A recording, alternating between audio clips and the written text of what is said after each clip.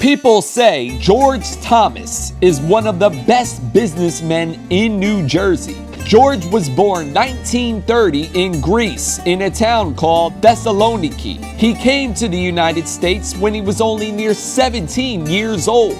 George's mom gave him $4,000 to go to college because he had a scholarship. But when he got here, he got a job for a couple of months as a stock boy. Then decided he would use his money to buy a small diner in Newark, New Jersey, and called it the Spotless Diner. Today, it's still there, called the Andros Restaurant. He was making money and decided to buy a bowling alley and also had a discotheque, which John Travolta danced there. Later, he bought a travel agency, beauty salon, and Jambos. George loved to buy and sell. His words were buy it, build it, and sell it to make more money. George later opened the Chandelier Restaurant in Bayonne, New Jersey.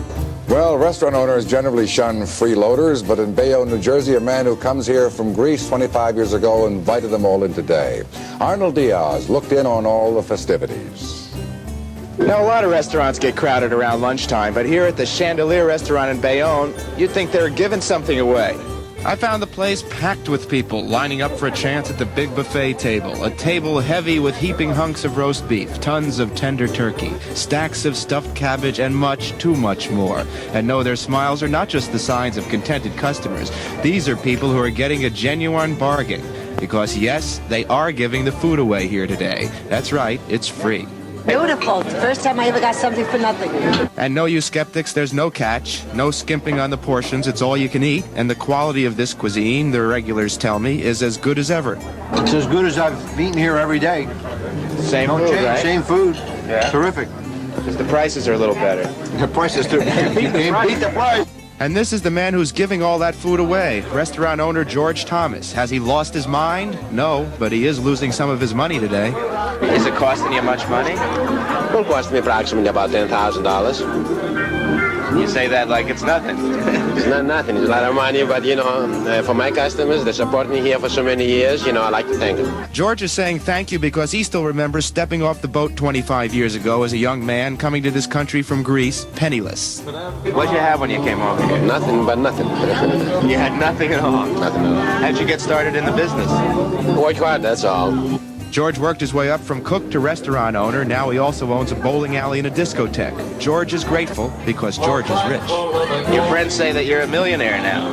Well, is that true? I don't know. You haven't counted, huh? Now, the freebies will be going on until 9 o'clock tonight. I know it looks like the roast beef has pretty much had it, but George assures me that if you can get in the door tonight, there'll be plenty of food to go around.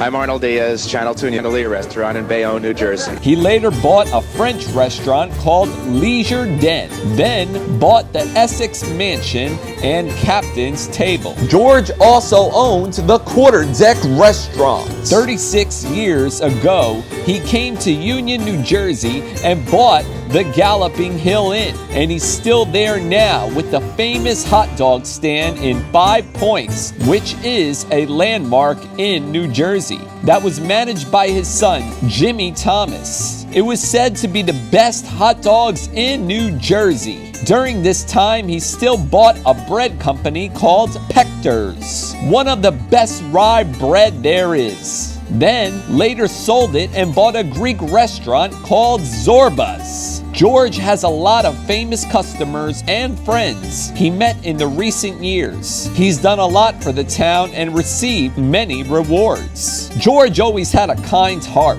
One day, a serviceman who was handicapped had a wedding in Galloping Hill Inn, and George decided not to charge him anything because the man got injured for fighting for our country. George thought it was the right thing to do. He also had given free parties to Deborah Hospital for years. He never charged them for the food. All the money people paid went to their foundation. George's daughter, Lori, has 2 beautiful twin boys, named after their grandfather and son, George and Jimmy. They both will live on the legacy of their grandfather one day.